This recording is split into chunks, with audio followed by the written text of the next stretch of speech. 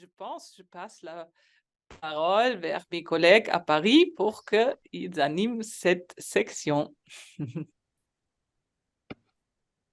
Bien, merci beaucoup Vera et merci aux collègues et aux amis qui nous rejoignent.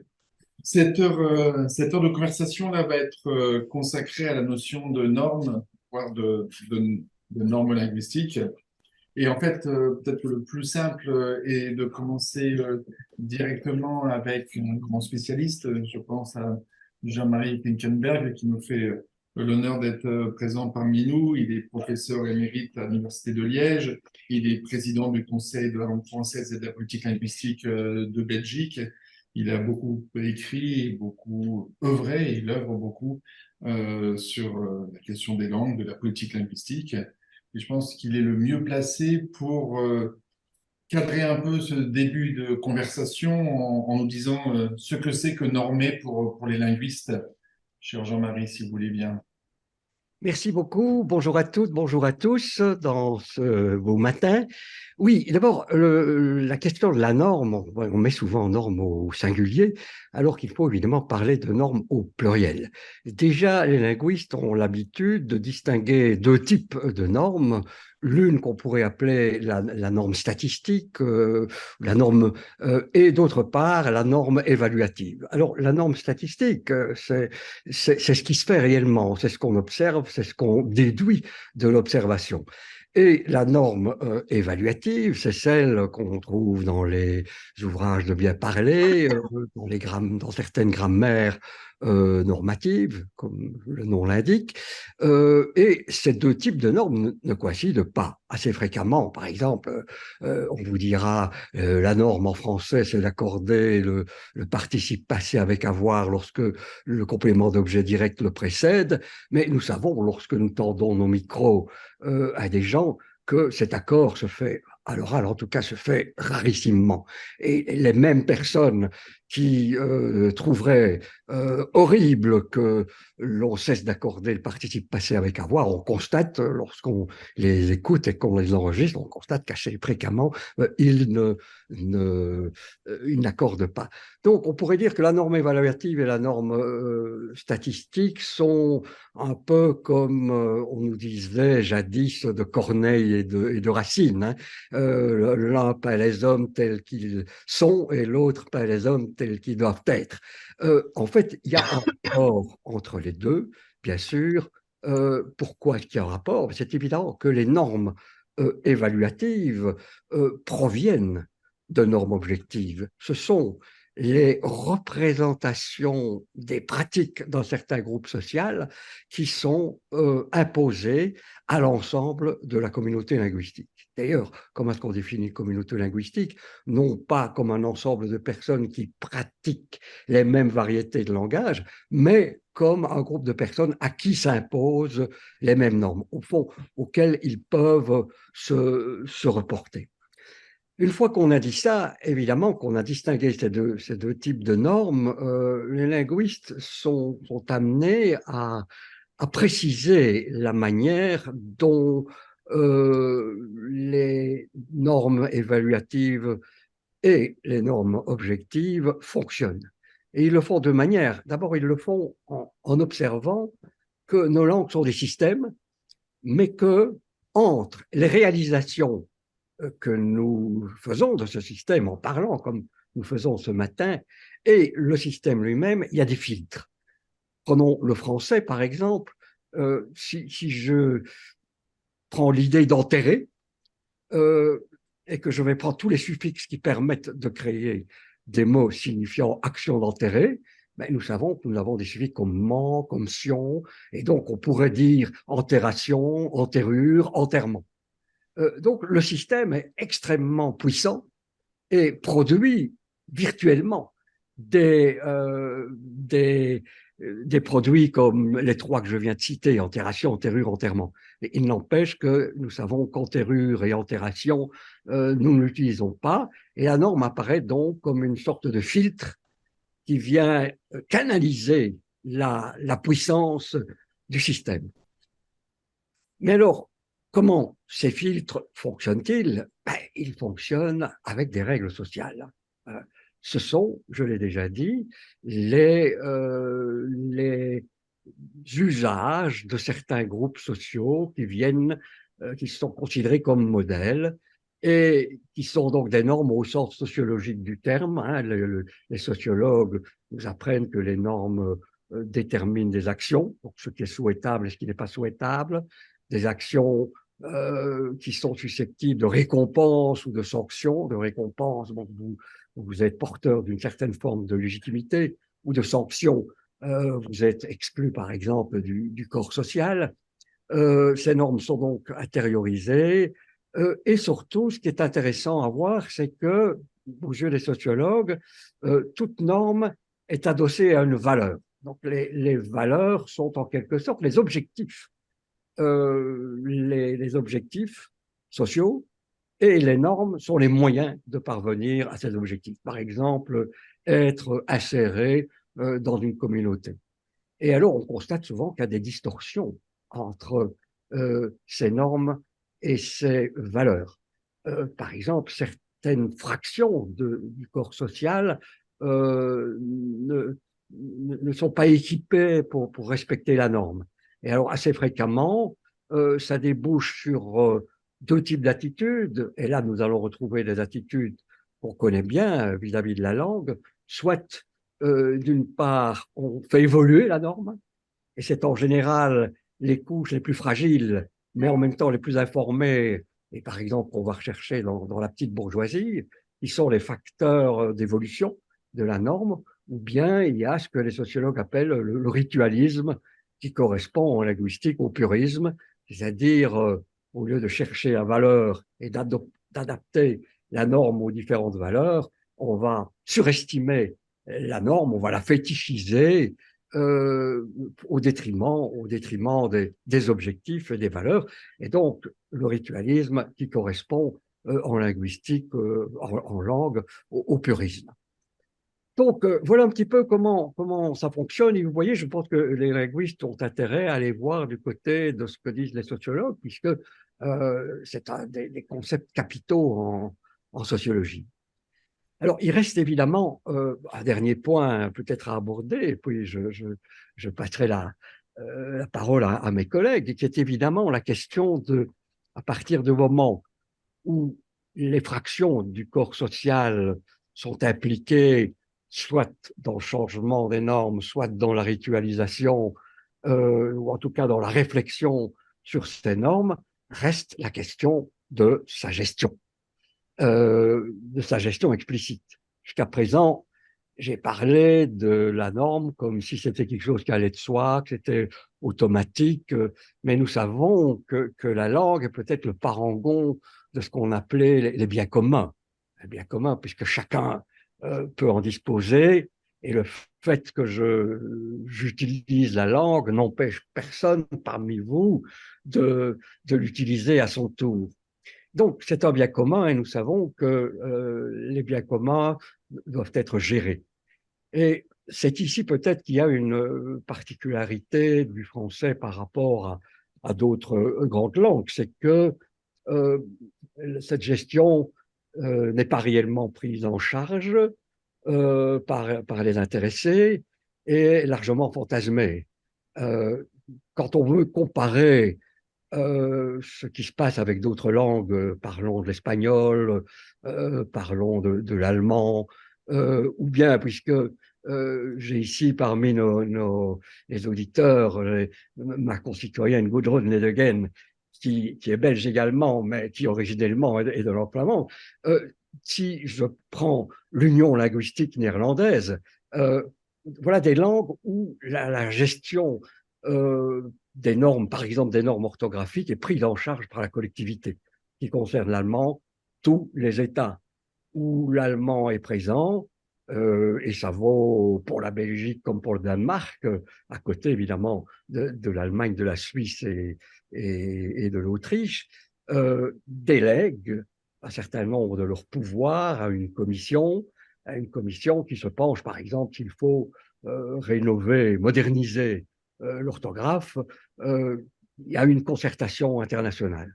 En ce qui concerne le français, cette concertation internationale fait défaut.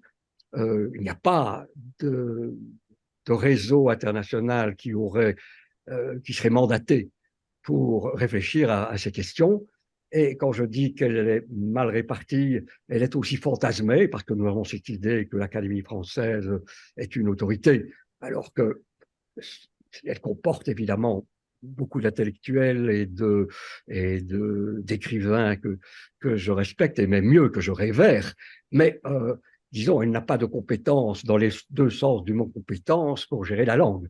Disons, il n'y a pas de linguiste dans cette académie, et d'une part, et d'autre part, aucun texte légaux, il n'y a pas de texte légaux qui lui confèrent quelque autorité, sauf peut-être pour des cas tout à fait précis, comme par exemple en matière de terminologie technique, elle a le dernier mot après que les commissions ministérielles de terminologie française sont intervenues et créé la terminologie d'un métier ou d'une activité professionnelle.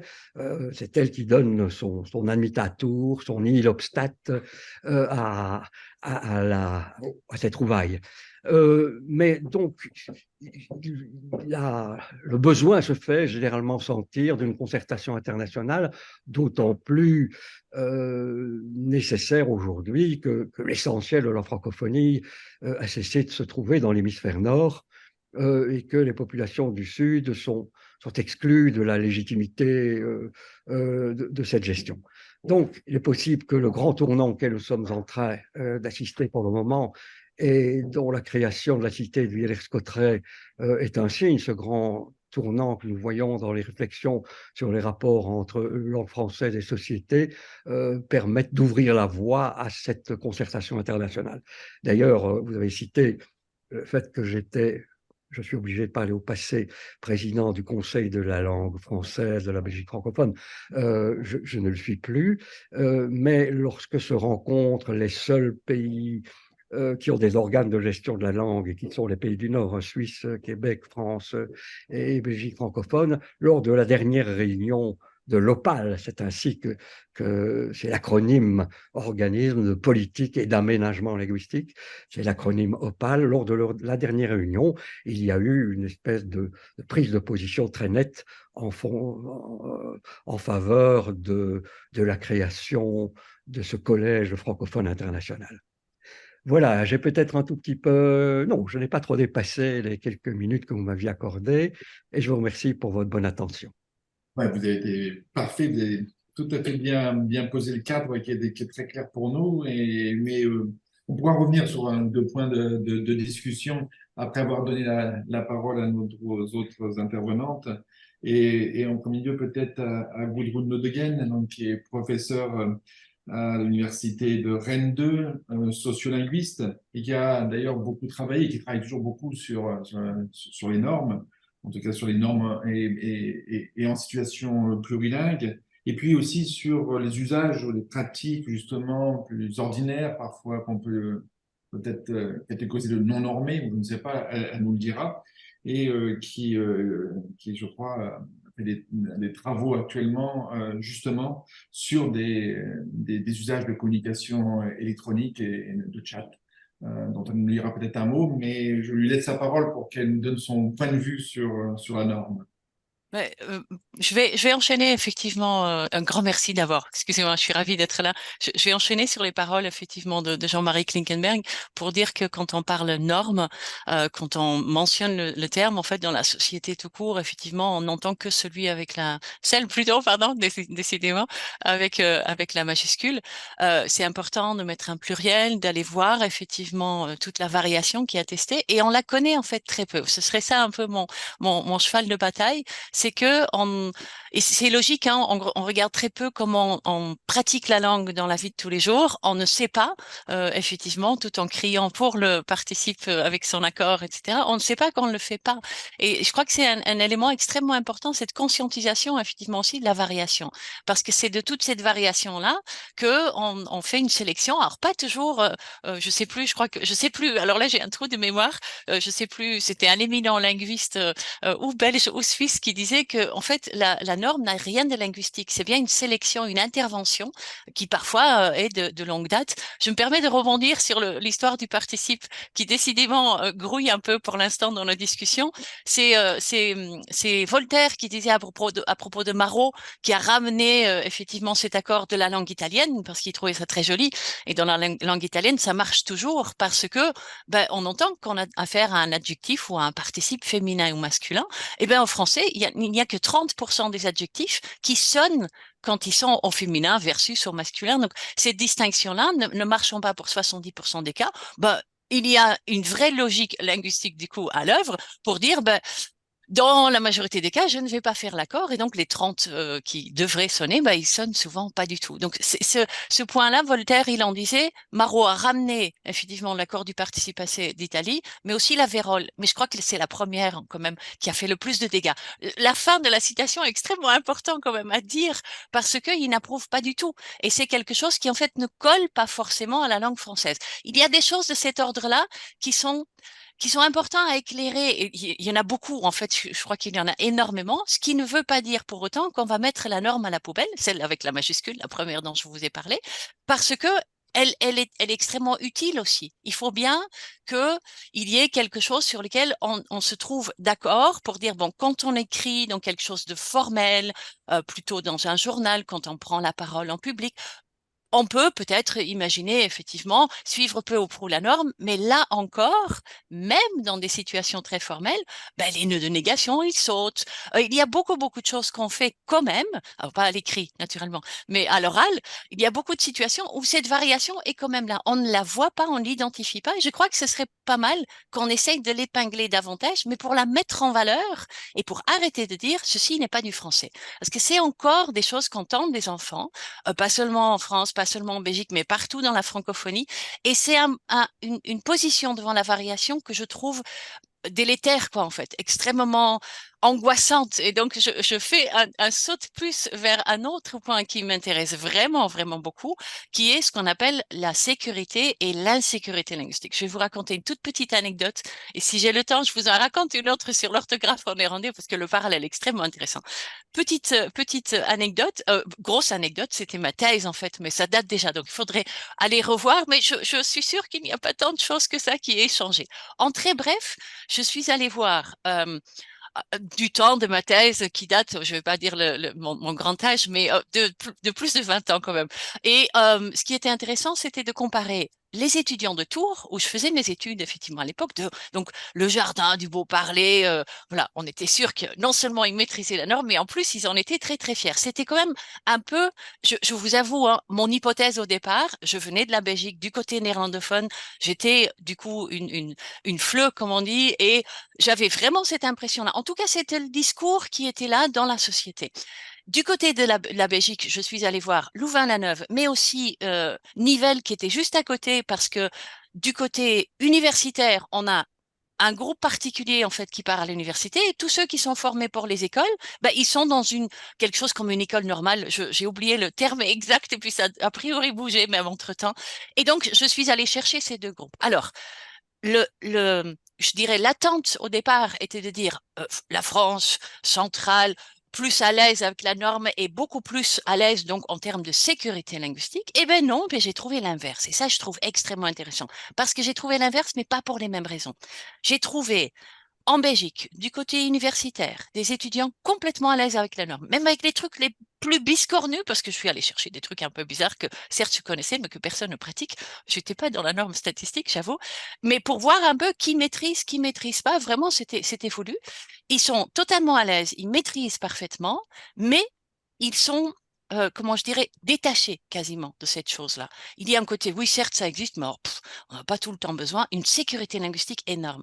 Et du côté de mes étudiants à Nivelles, donc futurs professeurs du secondaire, du primaire et de la maternelle, il y avait la même posture de oh, cette norme, c'est pas si important, mais ils la connaissaient pas, mais ils sont fichés pour être très très rapides. Et à Tours, on avait du coup un public qui ne maîtrisait pas totalement bien la norme, mais était extrêmement mal à l'aise par rapport à ça. Et c'est ça, c'est ce message-là que j'ai envie de rappeler encore une fois en disant c'est important que qu'on sache à quoi sert la norme, qu'elle est là, qu'on doit effectivement la respecter dans certaines situations, mais qu'à côté, il existe plein de choses qu'il faut aussi respecter et qu'il faut effectivement donner plus de latitude devant de la variation qu'on regarde peu en France, mais qu'on regarde assez peu dans les francophonies. Alors, je vais faire un saut vers Madame Bertille, justement, qui est de La Réunion et qui maîtrise très, très bien, effectivement, ce dont je vais très, très rapidement parler. J'étais 12 ans en poste à La Réunion et à La Réunion, il y a pour aller vite, ce qu'on peut appeler une norme endogène, un français de la Réunion. Et quand on est de la Réunion, on dit non pas portail, on dit barreau, et c'est juste évident. Mais il y a plein de petites choses comme ça, aussi dans la structure syntaxique, pas seulement dans la prononciation, dans le lexique, dans le discours, plein de petits mots qu'on va utiliser là. T, par exemple, est une merveille, effectivement, qu'il faudrait exporter. Bref, il y a vraiment plein de choses qui sont juste naturelles, mais qu'on va souvent décrire comme des choses pas très bien parce que vous comprenez, ça vient du créole, donc ça influence néfastement la langue française qui doit rester, et je vais mettre des gros guillemets, purs. C'est vraiment quelque chose d'un peu effrayant, je trouve, parfois, parce que j'ai... Oh, pardon. Oh non, mon chat. Oh, pousse. Verdorie. Excusez-moi, je vous ai perdu, donc je vous vois plus. C'est mon chat qui a touché à ma souris. Alors, je vous revois. Excusez-moi, je suis désolée. Mon chat m'a mordu et puis il m'a fait tomber ma souris. Ça y est, je suis revenue. Le chat est parti. Pour un chat, c'est Désolée. pas une souris, c'est la norme quand même. Oui, oui, totalement. Mais c'était ma main quand même qui a été mordue. Donc c'était pas prévu. Du coup, j'en ai perdu mon fil. Je sais plus ce que je vous racontais comme chose merveilleuse. Oui, sur le côté prise en considération de la variation. Et du coup, je vais juste peut-être finir pour pouvoir passer la main aussi à d'autres collègues sur cette histoire du néerlandais de la Taalunie, ce qu'on appelle l'union linguistique. Et je vous raconte une toute petite anecdote que j'ai moi-même apprise en fouillant justement un phénomène que je trouvais très intéressant. Quand moi j'étais gamine, donc je parle le néerlandais, ça ressemble à du bas-allemand, je vous simplifie à peine, mais voilà, une langue germanique. En fait, je pouvais choisir, totalement choisir, pendant 20 ans comme ça, de mon orthographe. Je pouvais écrire, déjà le néerlandais est assez simple à écrire, hein, c'est très très phonétique. Je pouvais choisir d'écrire ce qu'on appelle pharmacie, du coup je vous le fais en néerlandais, en gros PHF, mais du coup c'était TH ou T pour apothèque. Et apothèque, c'est la même chose que pharmacie, mais du coup avec ou sans lettres grecques. Et il y avait énormément de mots comme ça. Je vous donne pas des exemples parce que ça prend vraiment beaucoup de temps. Mais je trouvais ça, mais juste lumineux, extrêmement agréable, une espèce de liberté comme ça. Allons-y à fond. On peut choisir. On a certes un petit livre vert, c'est toujours très drôle aussi, un petit livre vert qui donne des normes, mais il y en avait deux. Il y avait une progressive et puis une ancienne, et les deux coexistaient, et c'était extrêmement intéressant. Mais à un moment, justement, Jean-Marie parlait de gestion, à un moment, mais j'étais déjà plus en Belgique, donc je continue à choisir librement et joyeusement mon néerlandais que j'écris avec beaucoup de variations du coup. À un moment, on a dû trancher quand même, et on a dû trancher, on a dû faire effectivement un accord. Donc, ils tranchent, ils disent dorénavant, on va dire apothèque, on va écrire plutôt apothèque avec un T, et puis d'autres choses avec TH. Donc il y avait une énorme variation intégrée dans la norme, ce qui est normal aussi parce qu'il y a des mots plus techniques, moins techniques, etc. Sauf que, et c'est là où je vais contredire du coup Jean-Marie, parce que parfois c'est joli de loin, mais en fait, après, il y a de la politique linguistique qui intervient aussi. Je m'étendrai pas trop longtemps là-dessus, mais c'est un fait pour les francophones ou les Français qui passent par la Belgique néerlandophone. Il y a parfois quelques réactions étonnantes aussi. Euh, à un moment, les gens des Pays-Bas disent: ah non, non, je suis pas d'accord. Cette norme qu'on a certes concertée ensemble, pour ma presse, alors c'est uniquement pour la presse, mais c'est intéressant aussi. Pour ma presse, je veux un autre petit livre. Je vais faire un petit livre blanc. Et donc, ils ont fait leur petit livre blanc, mais que pour la presse écrite. Donc, le reste de la société gère quand même avec son petit livre vert. Et une dizaine d'années plus tard, la Belgique a fait la même chose. Du côté néerlandophone, a dit oui, oui, puisque vous faites votre petit livre blanc, moi, je fais mon petit livre jaune pour rappeler a priori la couleur effectivement du drapeau. Et donc, ils ont fait leur petit livre jaune pour la presse écrite du côté néerlandophone. Donc, il y a des concertations et après, alors je trouve presque que c'est une bonne chose aussi. Après, il y a quand même de la variation qui est réinstillée parce que parce qu'on ne parle pas vraiment le même néerlandais du côté des Pays-Bas et du côté de la Belgique. Les deux États sont à part. Les étatismes, les stalatismes, je ne sais même plus comment ça s'appelle, sont effectivement, statalisme plutôt, c'est ça, oh non, je me trompe en plus, désolé, sont naturellement attestés avec des influences de l'anglais beaucoup plus fort du côté des Pays-Bas, par exemple, etc., etc. Il y a vraiment des variations qui sont là, un peu à l'image de ce qu'on appelle les World Englishes. Et je prônerais assez qu'on aille vers quelque chose de cet ordre-là pour le français. Alors, les Français du monde, effectivement, mais l'idée, c'est de faire entendre qu'il y a du S à la fin, qui ne s'entend pas non plus comme, comme effectivement mes adjectifs de tout à l'heure. Mais donc, ça me semble vraiment une leçon précieuse que j'entends de plus en plus et j'applaudis des deux mains et des deux pieds, effectivement, cette orientation qui est prise pour le français, les francophonies, les Français, pardon. Et du coup, voilà, je trouve que c'est une très belle tendance qui se dessine et qu'on attend depuis longtemps parce que j'ai toujours été étonnée par ce centralisme un peu trépidant quand même, et je trouve que c'est une très belle direction qu'on prend. Donc voilà, toute belge que je suis et non francophone au départ, j'applaudis très fortement. Donc voilà, je, je passe la main, pardon. Merci. Merci beaucoup parce que vous avez abordé la question de normes et de variations dans la langue.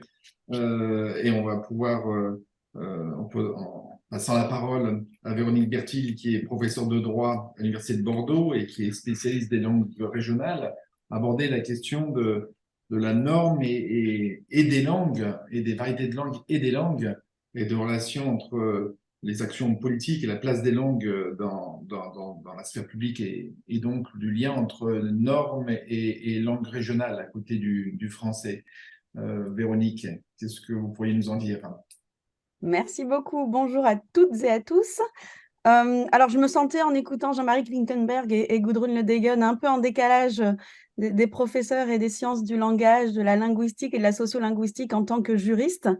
Donc, j'espère que mon propos ne sera pas trop en décalage, mais je me suis bien retrouvée dans vos deux interventions, puisque je pourrais dire, comme Jean-Marie Klinkenberg, en droit aussi, le droit dit, enfin, les normes juridiques disent la société telle qu'elle doit être, comme vous l'avez dit, et elles sont évidemment, toute norme est adossée à une valeur.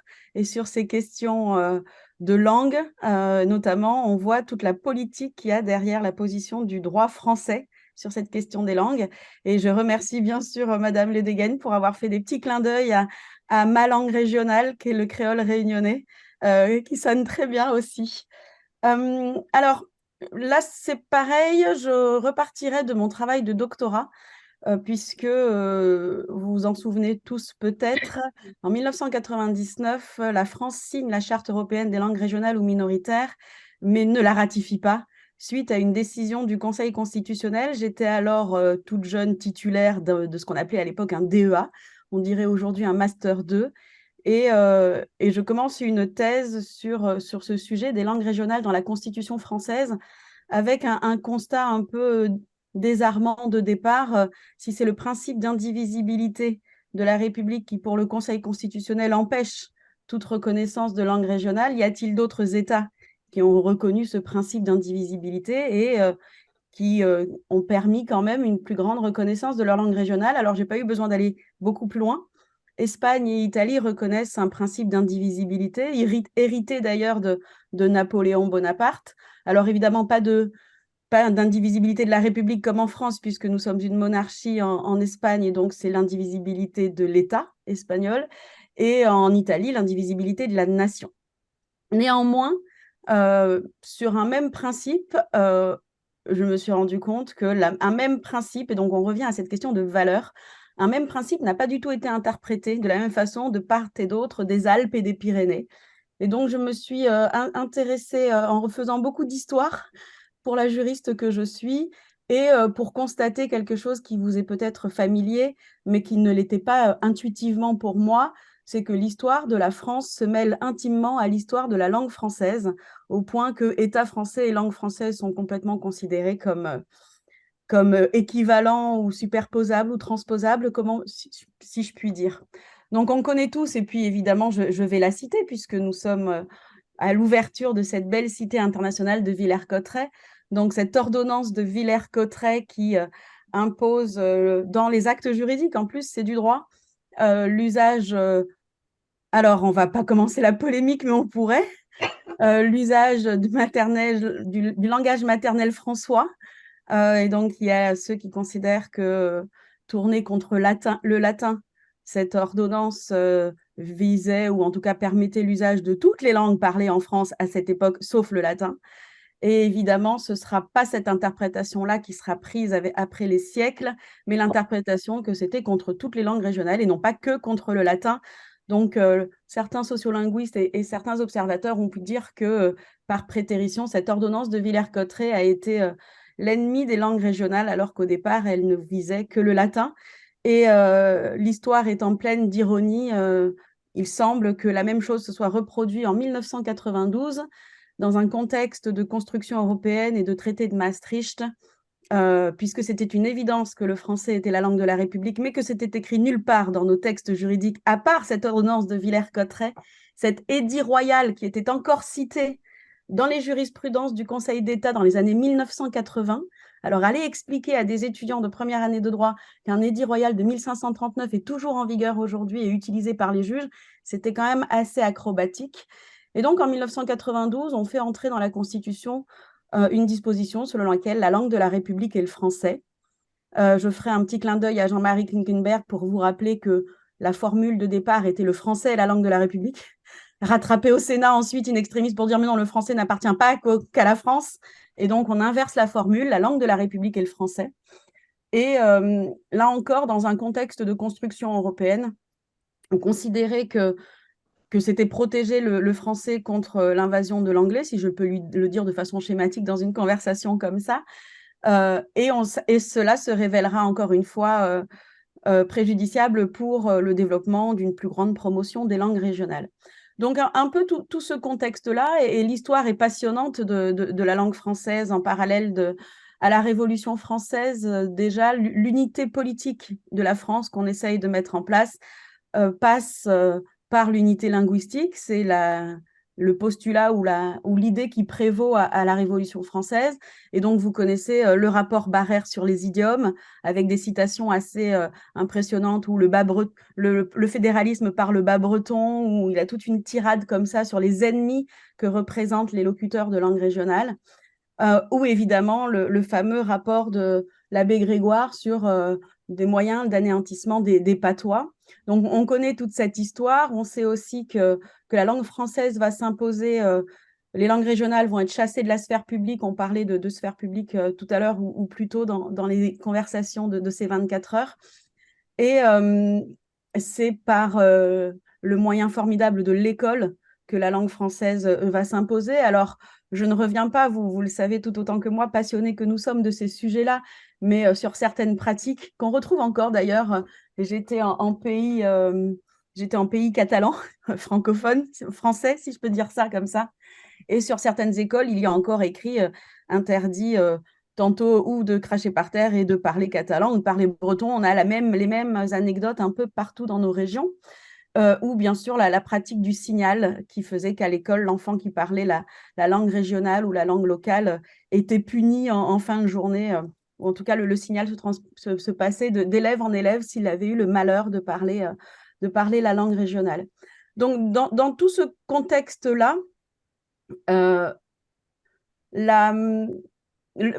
moi je suis sur la façon dont, ce qui m'intéresse, c'est la façon dont le droit français plus précisément, se saisit de cette question de la langue française et des langues régionales. Et pendant longtemps, c'est une opposition que l'on rencontre dans le droit français. Alors je dis pendant longtemps, on pourrait discuter que c'est encore le cas aujourd'hui. Ça s'est atténué, mais c'est encore peut-être le cas aujourd'hui. Ça a été une approche d'exclusion. C'était la langue française contre les langues régionales, ou les langues régionales contre le français. On pouvait pas faire comme si on pouvait pas faire les deux en même temps. Alors qu'une logique d'inclusion est tout à fait possible et surtout constatable dans d'autres pays du monde.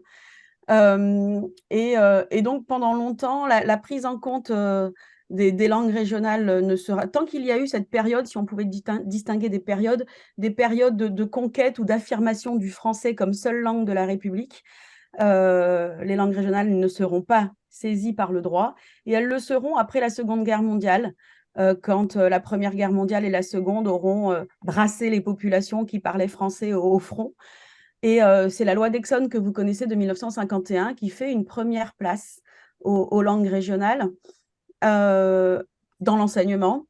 Et en parallèle de cette reconnaissance très, très timide des langues régionales dans le droit français, sera réaffirmée la primauté de la langue française, que l'on passe par la loi Toubon, la fameuse loi Hallgood de 1994, qui avait pour relative à l'emploi de la langue française, où vous vous souvenez peut-être, il s'agissait de chasser les méchants anglicismes de la langue française. Le Conseil constitutionnel, avec lequel je ne suis pas toujours tendre, a quand même eu la lucidité de dire dans sa décision relative à cette loi Toubon que si on peut imposer une terminologie officielle aux autorités de la République, aux administrations, et donc éventuellement essayer de chasser dans ce cadre-là les anglicismes, on ne peut en revanche pas imposer une terminologie officielle à la population, aux locuteurs, aux citoyens, puisque les langues évoluent et que c'est l'usage qu'en font les locuteurs. Et cette loi Toubon de 1994 qui porte sur la langue française comporte quand même 2 dispositions qui font une petite place aux langues régionales. Dans ce parallélisme de reconnaissance, d'affirmation de la primauté de la langue française, seule langue officielle, les revendications régionalistes, si je peux le dire comme ça, en le détachant de toute considération partisane et politique, ont abouti, mais l'aventure ou l'essai avait été mené bien plus tôt aussi, en 2008, à l'adoption d'un article 75-1 dans la Constitution. Donc, les langues régionales appartiennent au patrimoine de la France. Et puisqu'en droit, ce sont les juges qui appliquent et interprètent les textes ou qui leur donnent du contenu, on attendait vivement la position du Conseil constitutionnel ou du Conseil d'État sur cet article 75-1, et on a été déçus, ou on n'a pas été déçus, ça dépend comment on le prend, puisque au jour où je vous parle, pour le Conseil constitutionnel comme pour le Conseil d'État, cet article 75-1 n'a aucun contenu juridique, ne permet rien de plus que ce qu'on pouvait faire avant lui. Et donc, dans l'articulation article 2 de la Constitution, article 75-1, c'est évidemment toujours au bénéfice de l'article 2 de la Constitution. Je ne veux pas monopoliser beaucoup plus la parole, je ne sais pas, quand on me lance, je peux parler encore quelques temps, mais juste pour finir, ce que je constate peut-être ou que je déplore en tant que juriste, c'est que la question des langues régionales a toujours été prise en France, en droit français, sous le prisme de la forme de l'État, un État unitaire, indivisibilité de la République, un État, une langue. C'est une vision très franco-française, c'est pas à vous que je le démontrerai. Alors que maintenant, aussi bien en droit comparé qu'en droit international, la question des langues régionales n'est plus tant posée sur cet angle institutionnel de la forme de l'État dans lequel les langues sont parlées, que sous l'angle substantiel, ce qu'on appellerait substantiel, des droits des locuteurs, et donc de l'existence de droits linguistiques. Donc voilà, je suis allée un petit peu dans toutes les directions pour essayer de tout embrasser, mais mon point de départ était de savoir comment le droit français traite la langue française et les langues régionales. Et je crois qu'une bonne place, maintenant qu'il existe au ministère de la Culture, une DGLF-LF, une délégation générale à la langue française et aux langues de France depuis les années 2000, suite à l'effervescence dont je parlais sur la ratification de la Charte européenne et le rapport de Bernard Cerchiglini.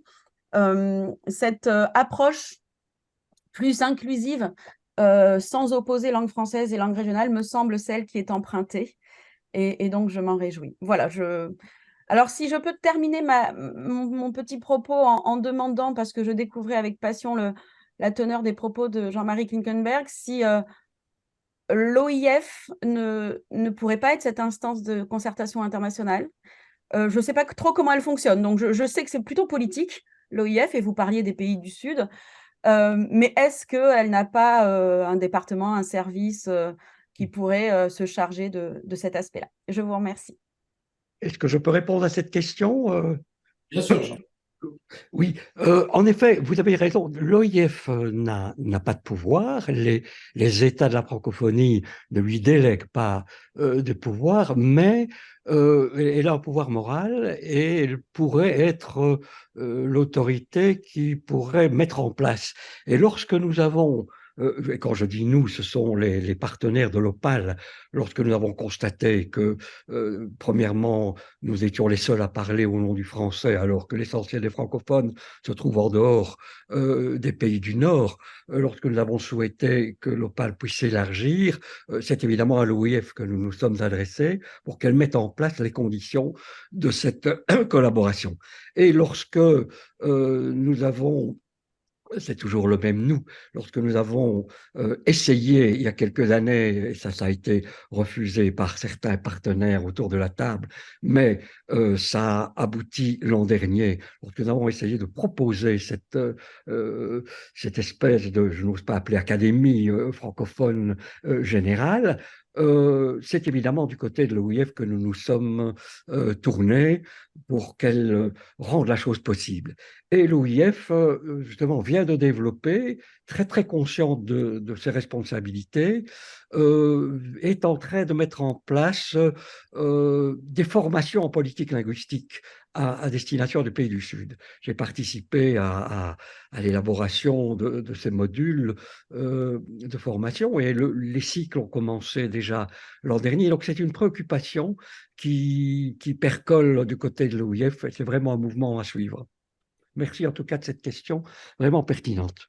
Merci bien, on pourra continuer le débat après, mais comme on a abordé la question de normes, des normes, des variations à partir de la position des linguistes, la position juridique, et que vous avez toutes et toutes parlé de l'usage aussi, je vous propose de donner la parole à Ella Balert, qui est écrivaine, qui a publié de nombreux livres, qui a eu des prix, notamment le prix de l'Association des auteurs des Hauts-de-France, et,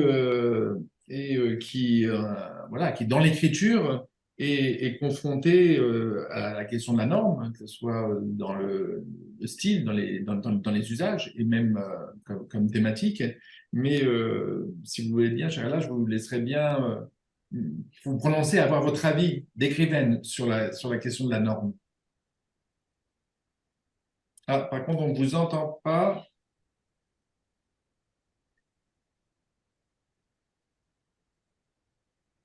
C'est ce micro qui... Ah, donc, on a un petit problème de micro. Est-ce que vous m'entendez? Ah oui. Très bien. Bon, bah alors je vais me passer je vais me passer du casque et du micro. Après tout, c'est encore plus confortable. Bah, écoutez, tout d'abord, je vous remercie beaucoup de votre invitation. Et je n'ai pas effectivement l'expertise scientifique et universitaire des personnes qui m'ont précédée. Donc, c'est pas à ce titre-là que je vais me témoigner peut-être d'un rapport à cette question de la norme. C'est davantage, en effet, comme écrivaine, romancière, nouvelliste, dramaturge. Mais cette question, effectivement, m'intéresse beaucoup. Et dans ce que j'ai entendu, dans ce qui précède, là, Monsieur Klinkenberg, quand vous parliez de l'enterrement, oui, pourquoi pas, en effet, l'enterration ou l'enterrage. J'avoue que cet enterrage m'interroge beaucoup et que je le trouve tout à fait sympathique. Hein. Et j'ai aussi beaucoup apprécié tout ce qui s'est dit sur le fait d'irriguer la langue française et de la remotiver et lui redonner du sang comme ça qui circule vivant par d'autres apports, par des apports venus d'autres horizons de la francophonie ou d'ailleurs, dans le respect de la langue, mais en même temps, je crois, dans la nécessité aussi de la laisser vivante et de la faire se déplacer, de la faire avancer. Et ça, c'est un truisme que de dire que c'est un des effets de la littérature que de provoquer ce léger décalage, ce léger déplacement, ces légers écarts par rapport à un usage plus normatif de la norme et des représentations qui sont induites par l'usage de la norme. Parce que, alors vous dites que c'est effectivement la norme chez moi, ou le fait d'être hors norme, chez moi, c'est aussi une question de thématique, parce que l'un ne va pas sans l'autre, le fond ne va pas sans la forme, ça aussi c'est assez évident, mais on l'éprouve tous les jours quand on écrit, parce que c'est évidemment, le style n'est pas du tout une technique, c'est une vision du monde, et donc il serait tout à fait artificiel de travailler un écart par rapport à une norme linguistique ou stylistique si ça ne s'accompagnait pas d'une vision du monde plus générale qui induit un même écart. Donc, dans mon travail, en effet, j'ai mis en place, j'ai mis en univers, disons, un certain nombre de personnages. Avant de parler de la langue, il y a un certain nombre de personnages qui sont des personnages tout à fait hors normes, tout à fait un peu énormes au sens et dans l'orthographe de Flaubert. Là, il y a de ça en effet dans un certain nombre de mes personnages. J'ai mis en scène des cyniques très inspirés par Diogène, le philosophe autonome, dans un roman un premier roman qui s'appelait Canaille Blues que je mettais en haut d'une colline, et voilà, ils observaient la société du haut de cette petite colline et en se trimballant dans leur car. C'est un point d'observation intéressant avec une intrigue policière par derrière pour l'intérêt et pour l'aspect romanesque. Mais enfin voilà, il y avait cette référence très très explicite au cynisme grec. J'ai aussi une certaine affection pour des personnages de pirates, enfin de femmes hors normes. Alors j'ai comme ça mis en scène, j'ai écrit sur Marie Reid à une époque où on ne la connaissait pas du tout d'ailleurs. J'ai écrit un roman qui s'appelait Marie Pirate sur cette flibustière du 18e qui avait été, à qui sa mère avait imposé de vivre sous le nom, l'identité et par conséquent les vêtements et l'apparence d'un frère qui était décédé. Donc, qui a effectivement mené une vie de pirate. C'est un personnage que j'avais rencontré sous la plume de Borges à la base, hein, dans son livre sur l'infamie. Voilà, il disait, il y a eu des femmes pirates. Alors, hop, ça avait déclenché tout de suite quelque chose chez moi. Je m'étais dit, ah bon, il y a eu des femmes pirates. Je vais aller voir ça de plus près. Et effectivement, j'avais découvert l'incroyable vie de Marie Reid. Et puis j'ai quelques sorcières aussi comme ça qui traversent mes textes également. Ça, c'est des personnages qu'on peut dire un peu en dehors de la norme, une certaine norme. Et puis j'ai aussi consacré un ouvrage à George Sand, qui est une femme qui elle aussi, et c'est tout de même dans le plus grand respect de la langue et des institutions d'ailleurs, a tout de même manifesté une très grande liberté par rapport à un certain nombre de normes, hein, de normes sociales, de normes d'usage, des normes imposées évidemment à la féminité en plus de son époque. Donc, elle a multiplié les écarts par rapport aux normes. Donc, tout ça pour dire que voilà, c'est l'écart par rapport à la norme, c'est aussi cela dans mon travail, c'est aussi cette réflexion sur qu'est-ce qu'on fait des normes sociales dans les personnages que je vais faire évoluer, et qu'est-ce qui m'intéresse dans le regard critique qu'ils peuvent, d'où ils sont, là où ils sont, qu'ils peuvent poser et porter sur la société de leur temps et au-delà sur les sociétés humaines.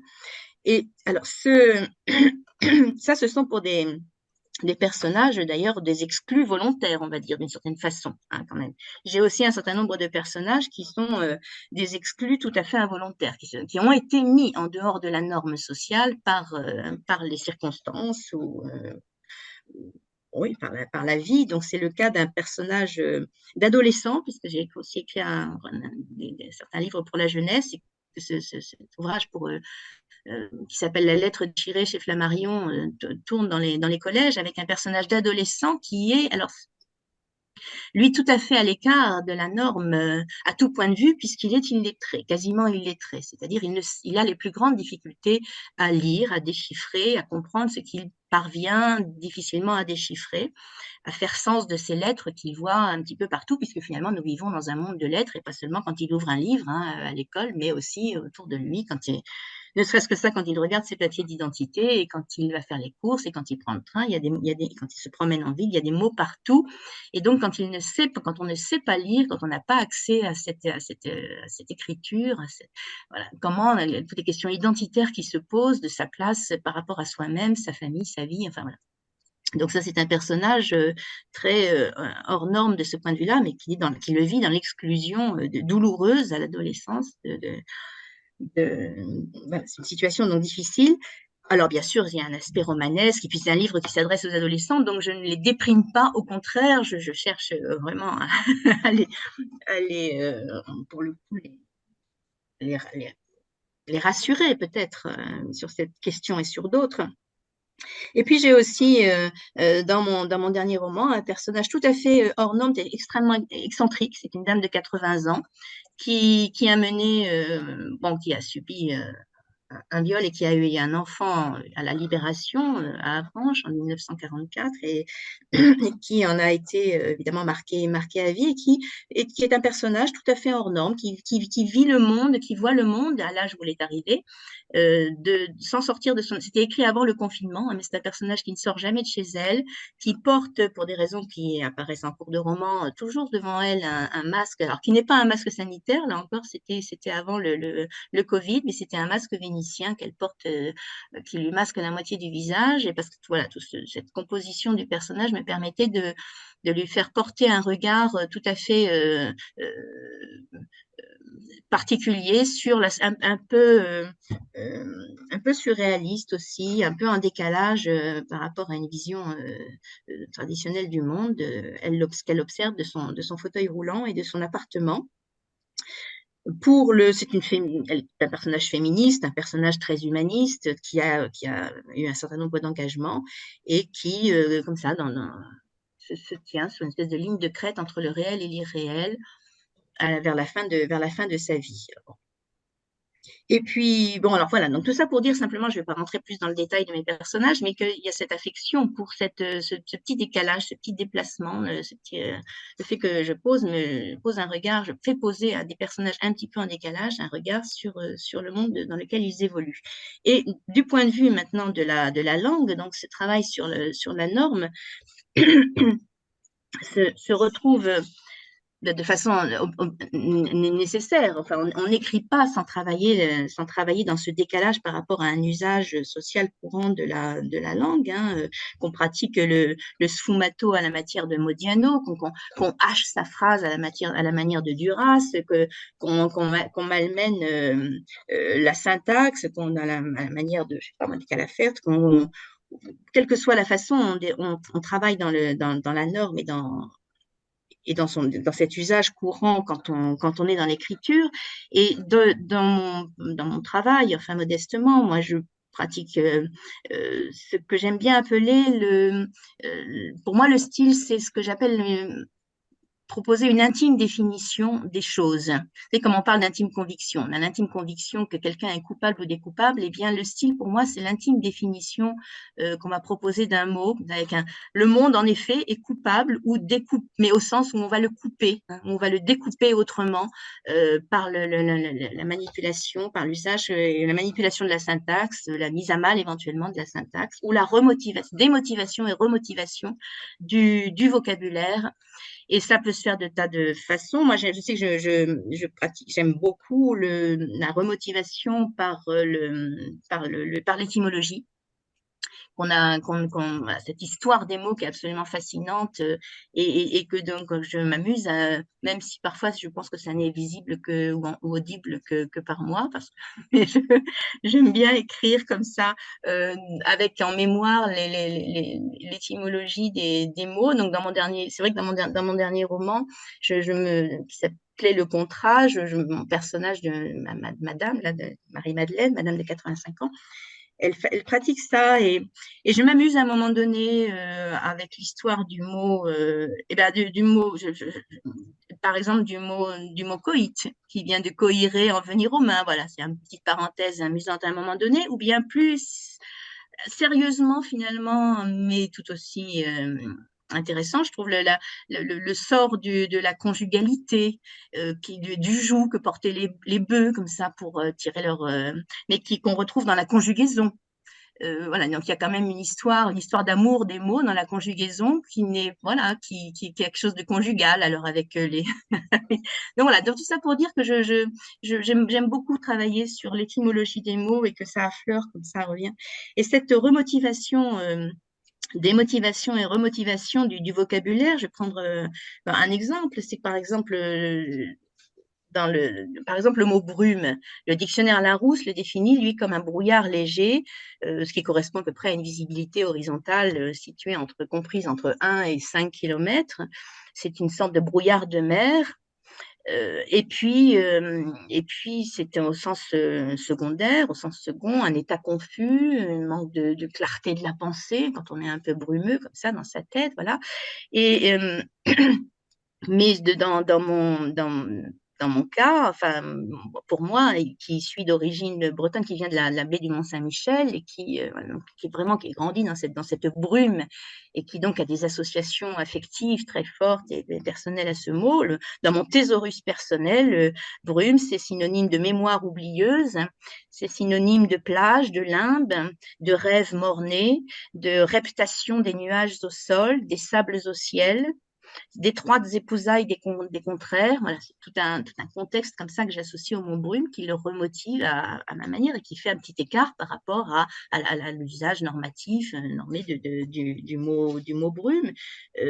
Mais on pourrait dire la même chose par exemple, le mot amour chez Emma Bovary, c'est pas seulement le mot, c'est l'amour, c'est l'amour physique, c'est aussi le mot amour, j'ai un amant, et puis c'est aussi le parfum de vanille, l'or dans les pupilles de Rodolphe. Voilà, c'est tout ce qu'elle va associer et que Flaubert nous met dans ce mot d'amour et qui va le remotiver à sa façon par un léger décalage, là encore, par rapport à une norme. Voilà, donc Merci. oui, je pense effectivement que j'ai écoulé mon temps, donc je vous remercie. Non, pas du tout. Il nous reste quelques minutes où on peut justement, on a été de la norme, des normes, au hors norme, et avec des points de vue linguistes, juristes, écrivains. Moi, j'avais juste peut-être une dernière question quand même, ou une avant-dernière question à vous poser. C'est qui peut faire évoluer les normes? Les linguistes, les juristes, les écrivains?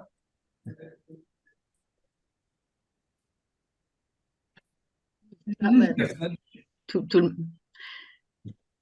Avec Je ne sais pas si. Non,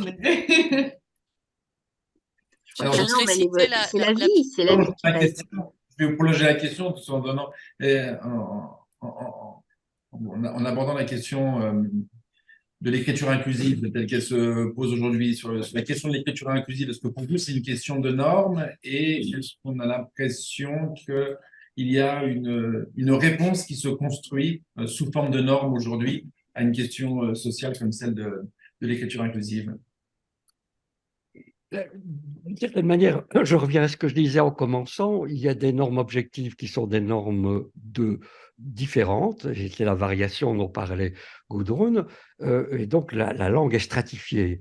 Donc, il y a des normes qui correspondent à des groupes sociaux, et comme la société est elle-même mobile, il y a un moment donné où des groupes sociaux sont porteurs de la légitimité. On trouve dans tous les ouvrages d'histoire du français, on dit tiens, on cesse de rouler le R à la fin du XVIIIe siècle. Mais non, c'est pas vrai. Il y a encore des gens qui roulent le R. Simplement, ce qui s'est passé, c'est que c'est la bourgeoisie qui arrive au pouvoir et c'est la norme de la bourgeoisie qui est le R grasseyé, qui est le nôtre maintenant.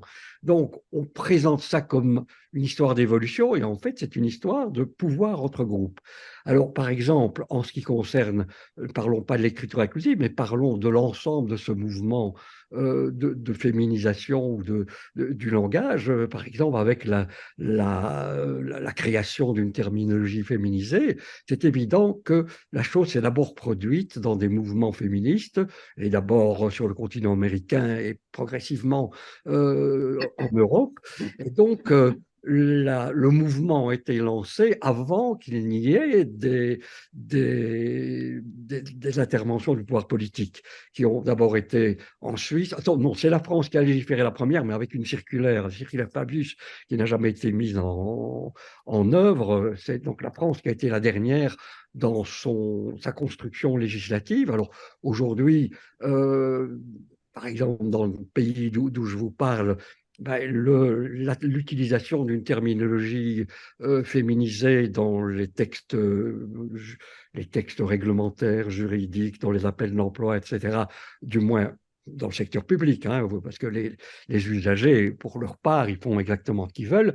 Aujourd'hui, c'est obligatoire. En l'occurrence, le pouvoir politique n'a fait que relayer une partie de la demande du corps social. et la transformer en prescrit légal.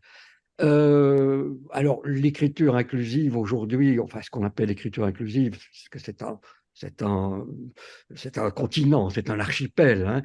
Quand on dit écriture inclusive, on pense surtout au point médian, mais l'utilisation d'une terminologie féminisée pour les noms de métiers, grades, titres et fonctions, c'est déjà de l'inclusion. Donc, toutes ces techniques sont l'objet de luttes de fractions sociales, et nous le voyons, puisqu'il y a même des dépôts de projets de loi chez les Républicains et d'autre part au Rassemblement national. Il y a des dépôts de textes de loi visant à interdire, par exemple, l'utilisation du point médian. On voit donc très bien que c'est un enjeu de pouvoir. Je me doutais qu'en lançant cette question à 4 minutes de la fin, c'était une grave erreur, mais il nous reste quand même une minute. Oui, Gudrun voudrait Oui, intervenir. je voulais juste citer les deux. On est très belges, décidément, mais je les aime vraiment beaucoup. Les deux collègues qui ont fait la pièce de théâtre succulente qui s'appelle La convivialité sur l'orthographe. À un moment, ils posent la question à la salle. Ils disent, mais bon, qui décide? Et donc voilà, grande discussion, etc. Mais qui décide? Ok, et c'est l'usage qui décide. Mais l'usage, c'est qui? Ben, l'usage, c'est nous. Ouais, j'aimerais bien finir sur cette citation. Je crois que c'est très précieux de s'en rendre compte et de le vivre pleinement, quoi. Donc véritablement pour toutes les Oui, normes. Ouais. C'est en l'envers, évidemment. C'est le Oui. livre qu'ils ont fait de leur spectacle. Ça s'appelle La faute de l'orthographe. Mm, mm. Ouais, oui, je c'est pense que très, très bon. je suis d'accord avec Gudrun. Effectivement, qu'est-ce qui va faire évoluer la langue? C'est nous, c'est la vie. Enfin, voilà, C'est ça. on va. On peut prendre acte de certaines modifications. On peut essayer d'agir dans un sens ou dans un autre, malmener un petit peu, faire bouger la norme grammaticale, faire bouger la syntaxe, faire bouger, voilà. Mais au bout du compte, ce qui tranchera, ce qui jugera, c'est la vie, c'est nous qui C'est ça. pouvons au quotidien. Hein, Voilà, belle par ailleurs, leçon. je pense sur la féminisation, juste quand vous dites bien sûr, ça se fait, c'est l'écho évident des conflits et des enjeux sociaux dont ils sont porteurs. Mais quand je vois l'usage du mot autrice, par exemple, ça n'est pas une revendication actuelle, c'est le fait de vouloir remettre à l'honneur un mot qui existait et qui avait été, par exemple, qui avait disparu, hein, de la langue. Donc c'est pas quelque chose qui surgit comme ça non plus de rien. Et on arrive au terme de cette heure et vraiment, merci beaucoup. C'est bien le mot de la fin. L'usage, c'est nous. Donc, nous vous remercions infiniment pour votre participation. Merci à Merci à vous. vous pour Merci l'invitation. à vous. Au revoir. Merci à Au tous. revoir. Très belle journée. Bonne continuation. Bonne suite à vos débats. Bonne continuation. Au revoir. Au revoir.